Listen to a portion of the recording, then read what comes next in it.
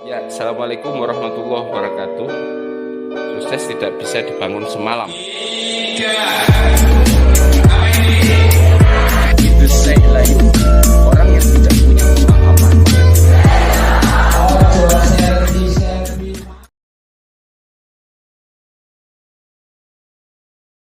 Dan doa saya waktu itu dikabulkan sama Allah. Dan akhirnya ada kesempatan yang memang sebelumnya sempat untuk ngurus di Ummul Qura, tetapi karena ternyata dosen yang bawa ke sana itu meninggal, akhirnya saya ada jalan lain dan saya akhirnya bisa ke sana, dan sampai hari ini 2-3 kali setiap tahun bisa ke sana juga. Jadi luar biasa. Inilah Masjidil Haram yang dikatakan awwalu buq'atin, yaitu tanah mulia yang di awwalu mawudi'a linnas, yaitu tanah yang pertama jadikan untuk tempat ibadah sejak Nabi Adam itu ya ini. Ya, kalau di situ ada jutaan orang di sini, makanya disinilah yang penuh keberkahan. Saya tidak bayangkan kenapa panjenengan kalau ketika datang ketemu Ka'bah, saya tanya, nangis atau tidak? Tidak, tiba-tiba meleleh air mata. Kita nggak pernah tahu loh. Kita datang itu, ya Allah, tiba-tiba meleleh. Kenapa? Karena kita ini ternyata masuk di dalam sebuah energi yang luar biasa di sini. Karena jutaan orang beribadah di tempat ini, makanya tadi dikatakan tempat yang penuh dengan keberkahan. Nabi-nabi, orang soleh, panjenengan semuanya, bahkan juga anak cucu kita semuanya nanti juga datang ke tempat ini untuk melakukan perjalanan ibadah. Makanya penuh keberkahan. Dan ini berikutnya Masjidil Aqsa. Masjid Aqsa itu adalah yang ada di Palestina. Ya, ini juga kalau perjalanan umroh kadang-kadang plus Aqsa gitu kan. Ada, ini juga tempat yang luar biasa. Karena di bumi Palestina ini juga nabi-nabi, ya, Rasulullah, bahkan ketika perjalanan Isra Mi'raj ini adalah juga beliau adalah sholat di masjid ini sebelum melakukan perjalanan Isra. Itu kan adalah dari Mekah menuju ke Masjidil Aqsa. Mi'raj itu adalah dari Masjidil Aqsa menuju ke Sidratul Muntaha, yang istilahnya saya gambarkan seperti ini. Saya sendiri tidak menginterpretasikan itu, adalah tidak berusaha menafsirkan yang seperti apa gitu ya. Jadi Isra itu adalah perjalanan dari Masjidil Haram ke Masjidil Aqsa ditempuh dalam sebagian waktu malam. Jadi sekejap mata saja. Padahal kalau kita lihat jaraknya itu adalah 1240 km. Kalau perjalanan pesawat biasanya 2 jam. Kalau perjalanan yang namanya kendaraan unta itu bisa 1 bulan, ya. Tetapi Rasulullah secepat kilat seperti itu, dan kemudian Rasulullah sholat di sana, selanjutnya melakukan mi'raj, menembus 7 langit dan berjumpa para nabi yang terdapat di setiap langit. Ada Nabi Adam, Nabi Yahya, Nabi Yusuf, Nabi Idris, Nabi Harun, dan juga Nabi Ibrahim yang namanya di Baitul Ma'mur. Baitul Ma'mur itu di mana? Kalau disebutkan dalam sabda Rasulullah, Baitul Ma'mur itu tempat peribadatannya para malaikat yang bergaris lurus dengan Ka'bah Al-Musyarrafah yang ada di kota Makkah. Kemudian Rasulullah apa? Ketika di sana beliau menerima, sekali lagi, adalah perintah sholat yang 50 kali sehari, akhirnya menjadi 5 waktu yang diwajibkan, yang namanya buat kita semuanya. Ya. Maka di sini saya boleh mengatakan bahwa ini adalah bukan perjalanan biasa.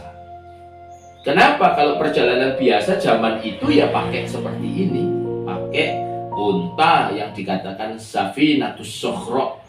Safinatus Sokhro itu ya kapalnya padang pasir ini ternyata binatang unta. Sampai unta itu kan diabadikan dalam Al-Quran juga. Apakah kalian tidak melihat unta, bagaimana unta itu diciptakan? Ternyata unta itu salah satu spesiesnya itu bisa bertahan, berjalan itu puluhan hari. Dia minum sekali, dimasukkan dalam tangkinya, kemudian dia melakukan perjalanan bahkan di tengah padang pasir yang kadang-kadang ada badai. badai pasir ya. Katakan ini adalah sangat tidak masuk akal ya, dengan transportasi yang dikenal saat itu, apalagi perjalanan Mi'raj beliau menembus batas-batas langit ketujuh sampai ke Sidratul Muntaha ya, itu adalah sangat tidak masuk akal. Makanya kemudian Rasulullah bisa melakukan perjalanan ini karena diperjalankan oleh Zat yang Maha Kuasa.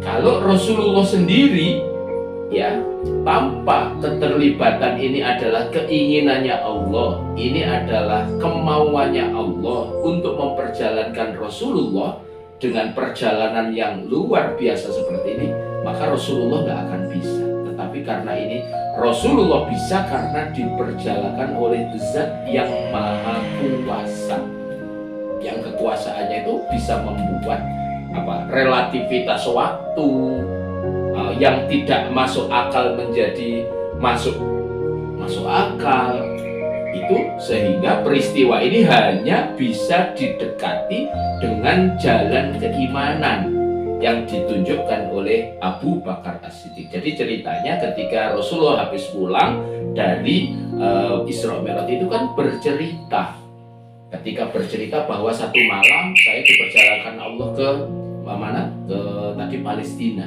Kemudian sampai ke langit 7, maka orang-orang di situ adalah mereka tertawa terbahak-bahak, kemudian mengatakan, wah Muhammad ini sudah gila, masa perjalanan yang kita ini sampai sebulan, Muhammad katakan cuma perjalanan satu malam.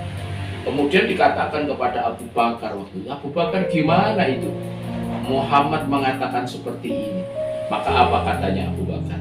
Abu Bakar hanya mengatakan, kalau itu yang dikatakan Muhammad, saya tetap percaya. Itu luar biasa. Jadi ini adalah sebenarnya membuktikan bahwa keimanan kita kepada apa yang disabdakan Rasulullah, keimanan kita apa yang difirmakan oleh Allah, itu istilahnya sudah harga mati. Harga mati itu sudah segala-galanya. Kalau Rasulullah bersabda apa, kalau Allah sudah menyebutkan apa di dalam ayat-ayat suci Al-Quran, ya sudah, kita tinggal sami'na wa ta'na. Walaupun kita tetap mencari bahwa ini sumbernya atau hadisnya, kualitasnya seperti apa, sahih dan tidaknya ya Mam ya. Kalau kita sudah melihat, ya sudah. Karena Rasulullah menyebutkan, taraktu fikum amroini lan tadillu abadan. Aku telah memberikan kepada kalian dua hal yang saya tinggalkan, yang kalian tidak akan pernah tersesat. Apa itu? Kitab Allah wa sunnata rasulih. Apa itu? Kitab-kitab Allah ataupun Al-Quran dan sunnah Rasulullah Sallallahu Alaihi Wasallam. Perjalanan biasa. Lanjut, next. Sangat tidak masuk akal. Next. Oke, sekali lagi Rasulullah bisa ya. Ibarat ini semut ya. Ibarat perjalanan semut, Mams. Jadi sebelumnya, kalau semut kita, misalnya saya lah di daerah, saya tinggal di Krian ya. Suatu hari semut ini tiba-tiba masuk di kendaraan saya, di mobil saya gitu kan. Terus saya ajak semut ini ke Surabaya. Terus semutnya kaget, loh, ini di mana gitu ya? Saya tadi sampai sini.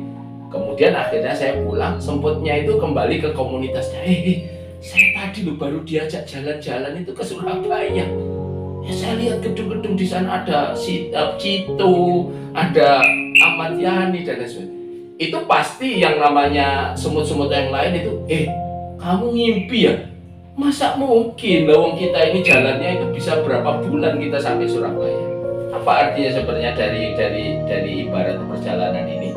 Ketika yang saya semut ini saya bawa, ibarat Rasulullah SAW dibawa oleh Allah, dikehendaki Allah melalui perjalanan, maka mudah sekali ya. Dan itu sangat masuk akal, sebagaimana yang dikatakan oleh Abu Bakar, apapun kalau itu yang menyampaikan oleh Rasulullah, maka saya tetap percaya. Maka hari itu namanya Abu Bakar itu disebut dengan As-Siddiq. As-Siddiq itu artinya apa? Selalu membenarkan apa yang disampaikan oleh Rasulullah Shallallahu Alaihi Wasallam. Itu tingkat keimanan yang luar biasa. Ya, oke, next. Maka kita lanjutkan. Maka hikmah dari Isra Mi'raj Nabi Muhammad Shallallahu Alaihi Wasallam yang pertama, tadi kita sudah ceritakan bahwa Allah ini ingin menghibur hamba tercintanya Muhammad dan menguatkan kembali semangat dakwah beliau dengan sebuah perjalanan agung. Jadi Nabi Muhammad menceritakan dengan penuh antusias ketika beliau melihat yang namanya langit 1, langit 2, dan nanti sampai Sidratul Muntaha. Sampai di Sidratul Muntaha itu Rasulullah itu sampai istilahnya kalau bahasa Sidoarjonya apa? Ketenggengen. Apa tahu ketenggengen itu apa, Bu? Iya, Rasulullah itu sampai apa? Mazaghal basar wa matagha. Rasulullah itu sampai jadi merasakan keindahan, takjub, nggak bisa berkata-kata lagi. Pandangan beliau tidak berkedip. Itu disebutkan dalam surat An-Najm. Ma inda sidratul muntaha indaha jannatul ma'wa id yaghsa sidrata ma yaghsa. Yang namanya Sidratul Muntaha itu ada surga di sampingnya, kemudian diliputi dengan sesuatu yang meliputinya, sampai pemandangan Rasulullah itu tidak bisa lepas. Istilahnya ya saya sebutkan Rasulullah ketenggelam, dan Rasulullah merasakan terhibur. Maka ketika pulang beliau semangat dan akhirnya menceritakan tentang kejadian ini kepada orang-orang itu, kepada sahabatnya dan bahkan orang-orang kafir Quraisy ketika itu, dan diketawakan sampai akhirnya datanglah Abu Bakar As-Siddiq. Maka saya selanjutkan di sini, Mams, kita sebenarnya juga sama Allah itu diberikan yang namanya hiburan-hiburan kecil dalam perjalanan hidup itu. Ya, saya yakin ketika pandemi kemarin semuanya bisa merasakan betapa dampak yang luar biasa ya. Keluarga yang kena COVID, saudara mungkin ada yang meninggalkan kita, ustadz banyak yang meninggalkan kita, ada juga kondisi ekonomi keluarga. Tetapi ingat, di tengah-tengah itu Allah itu masih memberikan hiburan-hiburan kepada kita dari hal-hal kecil, Mas. Apa itu? Sebut saja, saya jujur saja. Ketika saya tanya tadi kan, saya ketika bilang anak saya, nak, kamu mondok, nak, kamu mondok. Itu kan, waktu itu kan saya mikir, wah, gimana ya dananya untuk mondok gitu ya. Tapi ternyata ketika kita pasrahnya kepada Allah itu, ternyata Allah itu memberi solusi. Sebagaimana mungkin banyak berpikir juga, gimana ya caranya karyawan saya ini sekian banyak di tengah pandemi seperti ini, bagaimana caranya, dan tiba-tiba Allah itu memberi solusi. Dan solusi dari Allah itu kejutannya biasanya min haitsu la yahtasib. Apa itu artinya? Tidak terprediksi. Tiba-tiba kita kok diberi solusi oleh saudara kita, tiba-tiba kita diberi proyek, atau ada juga di sini Mams ini yang kadang-kadang kemarin itu usaha susah, tapi ternyata online ini bisa lancar. Saya diceritakan ada satu teman yang membuka bimbel juga banyak di Sidoarjo, ya, yang itu loh, yang ada Aci Ayo Cerdas itu kan kebetulan teman di komunitas wirausaha muslim Pusdaru yang di Surabaya. Nah, ketika itu dalam silaturahim beliau cerita, saya juga kaget Ustaz ketika itu bagaimana yang namanya cabang yang sudah sekian banyak, 50 lebih, karyawan lebih dari 200, ketika pandemi itu langsung order itu kan hilang. Siapa yang mau keluar rumah untuk bimbel? Ya memang saya akhirnya ngurangi karyawan, ngurangi ini, tapi nanti saya panggil lagi kalau ada ini. Kemudian dengan beberapa tim itu akhirnya berpikir, ngobrol, apa yang bisa kita lakukan. Dan ternyata ada ide yang waktu itu akhirnya dijalankan. Ya sudah, kita bikin bimbel online. Dan beliau cerita, ternyata luar biasa ketika saya bikin online, tetapi online terasa offline. Itu sekarang yang namanya murid saya ternyata dari Jabodetabek, dari mana, ternyata lebih banyak Ustaz gitu. Subhanallah. Itu yang kadang-kadang merupakan rezeki dari arah yang tidak disangka-sangka, betul.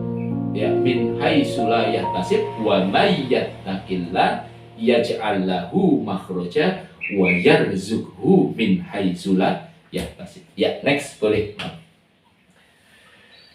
Allah memberikan oleh-oleh khusus dari perjalanan Isra Mi'raj ini, ternyata perintah sholat 5 waktu.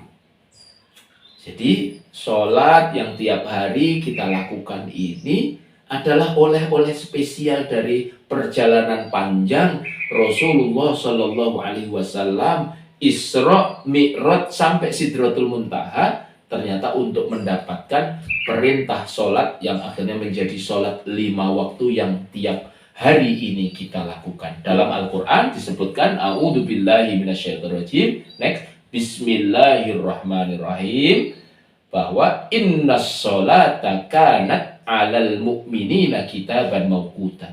Sesungguhnya sholat itu memiliki waktu yang tetap ditetapkan oleh orang-orang yang beriman. Subuh sudah ditetapkan waktunya, zuhur, asar, maghrib, isya. Sehingga kadang-kadang kita kadang-kadang mikirnya ternyata hidup ini antara waktu sholat dan sholat kan. Kita setelah sholat subuh menjalani aktivitas seperti ini, sebentar lagi sholat duhur. Habis sholat duhur, makan siang, beraktivitas sebentar, tiba-tiba sholat asar. Habis itu asar, maghrib, dan isya. Ya, lanjut, boleh. Lantas, ketika yang namanya kita mendapatkan panggilan azan ini, next, apa respon kita saat mendapat panggilan azan yang dikumandangkan sebelumnya, Bang? Ya, responnya apa? Ada yang begini, Allahu Akbar, Allahu Akbar. Ada yang mengatakan, Alhamdulillah, datang lagi waktunya sholat. Saatnya saya bermunajat, kemudian berjumpa, beraudien dengan Allah Subhanahu wa Ta'ala. Karena as-sholatu mi'rajul mu'minin. Apa? Sholat itu kesempatan beraudiensi dengan Allah. Tapi ada juga, Bang, sebagian yang ketika datang sholat, aduh, waktu dia sholat maneh, gitu ya. Ini nanggung, ini pekerjaannya, ini ada yang seperti itu. Nah, kita respon kita ketika mendapat panggilan adzan itu seperti apa? Sebenarnya menentukan bagaimana nanti juga ketika aktivitas kita sehari-hari, bisnis kita dan lain sebagainya. Saya ingat suatu hari ada teman, dia datang, Ustaz, saya pengen belajar bisnis. Kantor saya waktu itu masih di Gayon Sari. Sebelum saya tarik hari ini yang di rumah ini. Kemudian waktu itu, ayo kita ke masjid karena itu sudah sholat duhur. Kemudian dia berkomentar, Ustaz, saya di sini kan mau belajar bisnis, kok diajak sholat jamaah? Katanya gitu. Duh, saya katakan, kalau bisnis saya mau lancar, ya ayo, ini panggilannya Allah, bukan panggilannya muadzin. Ayo kita ke sholat jamaah. Nanti ketika Allah, hak-haknya Allah kita tunaikan. Nanti ketika kita berbisnis, ketika kita beraktivitas, nanti akan dimudahkan, dibuka jalannya. Oh gitu ya? Oh iya, akhirnya saya ajak sholat jamaah. Artinya ini, kenapa? Karena disebutkan, next, dalam hadis Rasulullah Shallallahu Alaihi Wasallam, nasihat Nabi, apa? Awwalu ma yuhasabu bihil abd yaumal qiyamah as-sholat. Ternyata, pertama yang akan dikelak, yang akan dihisab itu adalah sholat. Dan dilihat, apabila baik sholatnya, maka akan baik setiap amal perbuatannya. Tetapi kalau sholatnya ternyata nggak benar, maka rusak juga amal perbuatannya. Dan lanjutnya satu lagi. Kemudian dikatakan as-sholatu imaduddin, yaitu sholat itu adalah tiang agama. Fakan aqomaha faqad aqomaddin, waman taroka faqad hadamaddin. yaitu sholat itu adalah tiang agama. Maka barang siapa yang mendirikan, sebentar saya harus cas laptop saya.